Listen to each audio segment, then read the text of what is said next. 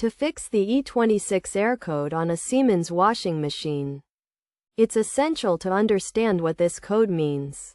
The E26 error code indicates an issue with the analog pressure sensor, which can be caused by a faulty analog pressure sensor or a faulty power control board.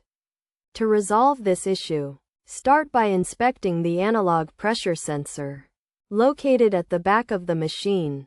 Switch off the washing machine and check if the wires connected to the pressure sensor are damaged or broken. If so, fix the wires connecting the pressure sensor to the power control board, possibly with the help of a professional, and then reconnect the machine. Turn it back on to see if the issue is resolved.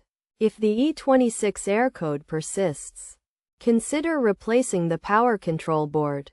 To do this, switch off the washing machine, open the back of the machine, and locate the main power control board. Inspect it for any burned, damaged, or disconnected wires. If any are found, replace the PCB with the help of a nearest home appliance service. If none of these steps resolve the issue, it may be necessary to contact a home appliance service for further assistance.